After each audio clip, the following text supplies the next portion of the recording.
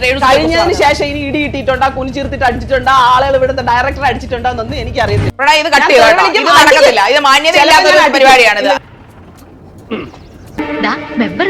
ഇനി ഇതങ്ങ് കൊഴുക്കും. അങ്ങോട്ട് നിൽക്കാം. അപ്പൊ തുടങ്ങാല്ലേ?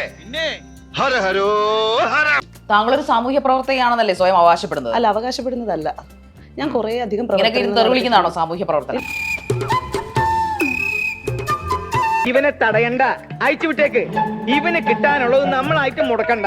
ഹെഡ്സെറ്റ് ഉണ്ടെങ്കിൽ ഇപ്പഴേ എടുത്ത് കുത്തിക്കോ. കാരണം നല്ല ഒന്നാം തരം തെറിവിളികളൊക്കെ ആയിരിക്കും നിങ്ങൾ ഇന്ന് കേൾക്കാം. നിങ്ങൾ ഒരു ഓൺലൈൻ നിങ്ങൾ വളരെ അഭിമാനത്തോടുകൂടി പറയുന്നു ഞാൻ ഓൺലൈൻ മീഡിയയിൽ ഇരുന്ന് അല്ലെങ്കിൽ ഞാൻ ലൈവിൽ ഇരുന്ന് വിളിക്കത്തുള്ളൂ എന്ന് പറയുന്നത്. പക്ഷേ ഇത് ലോകം മുഴുവൻ കാണുവാണ്. നിങ്ങൾ നേരിട്ട് വിളിച്ച 10 പേരെ കേൾക്കത്തുള്ളൂ. പക്ഷെ ഓൺലൈൻ മീഡിയയിൽ നിന്ന് വിളിച്ചാൽ ലക്ഷക്കണക്കിന് കോടിക്കണക്കിന് ആൾക്കാർ കേൾക്കും. അപ്പൊ അതൊരു മാതൃകയാണ്.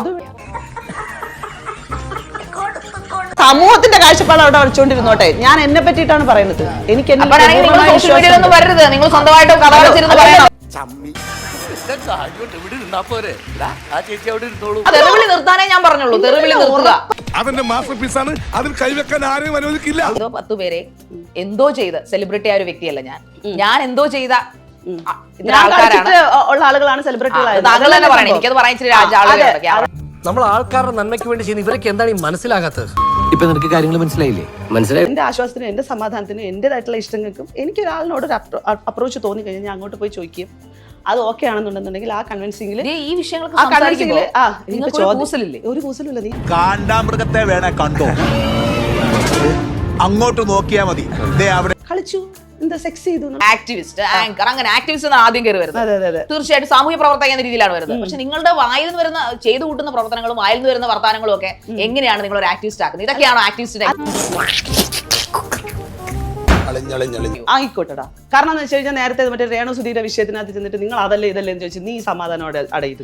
ഇത് വടി കൊടുത്ത് അടി വാങ്ങുന്ന പരിപാടിയാണല്ലോ ബാബു. ഇതിനൊരു തീരുമാനം ഉണ്ടാക്കിയിട്ട് ഹോട്ട് സീറ്റ് മുന്നോട്ട് കൊണ്ടുപോയി. ഇതൊരു 4 വട്ടം ആയാലും ശാരിക നീ ഒന്ന് അടങ്ങ്. ഞാൻ അടങ്ങത്തില്ല. എന്നെ അവഹേളിക്കുന്നില്ല. ഞാനൊരു ആങ്കറാന്ന് ചെന്നും പറയാനാണോ? എന്തിനാ ഞാൻ അവഹേളിക്കുന്നത്? വേൾഡിൽ ഇതുപോലെ ഒന്നേ ഉള്ളൂ. ഇവളെ ഉണ്ടാക്കിയ ശേഷം പടച്ചോനെ അച്ഛൻ ഉടച്ചു കളഞ്ഞു. ചർച്ച മുന്നോട്ട് കൊണ്ടുപോകാൻ കാര്യം ചോദിക്കട്ടെ ശാരിക, ഇത് ആരെയാണ് പേടിപ്പിക്കുന്നത്? ശാരിക പേടിയുണ്ടോ? എല്ലാ പ്രാവശ്യവും വന്നിരുന്നിട്ട് ഇങ്ങനെ ആരെ പേടിപ്പിക്കുന്നത്? അവനെന്താ ഗുണ്ടേ? എന്നെ അവനെ ചെല്ലിട്ടൊന്ന് പൂട്ട് അവനെ പണി ഞാൻ മേടിച്ചു കൊടുക്കാം. അപ്പൊ സ്ത്രീകളുടെ ഉന്നമനത്തിനായിട്ട് പ്രവർത്തിക്കുന്നു എന്നും പറയുന്നു. അങ്ങനെയാണെങ്കിൽ സ്ത്രീകൾക്ക് വേണ്ടി ചെയ്തൊരു 5 കാര്യങ്ങളൊന്നും പറഞ്ഞേ കേൾക്കട്ടെ. എനിക്ക് ശാരികനെ ബോധിപ്പിക്കാൻ സൗകര്യമില്ല. അതാണ് ഇവളെ തർക്കശാസ്ത്രത്തിൽ PhD എടുത്തവളാണ്. പറഞ്ഞു ജയിക്കാൻ പറ്റൂല.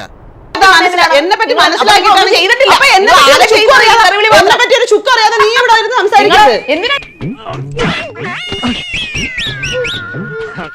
അവനെ ഞെരുവട്ടം പൂശി എല്ലാവരും കിട്ട് പുറത്തെടുക്കട്ടെ. പിടിച്ചോണ്ടൊന്ന് ഇരുത്തിയിരിക്കണം. നിനക്കൊക്കെ എന്തിന്റെ കേടാടാ?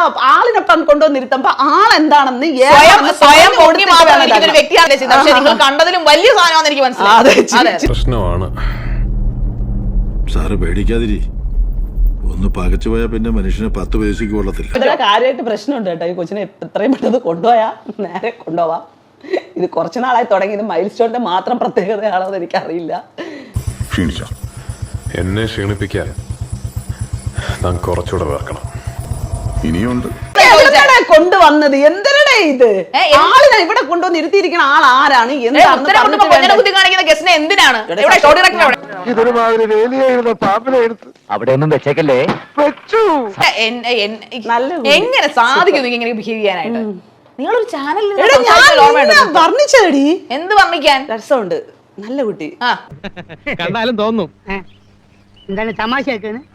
അല്ല തമാശയാക്കാണ്.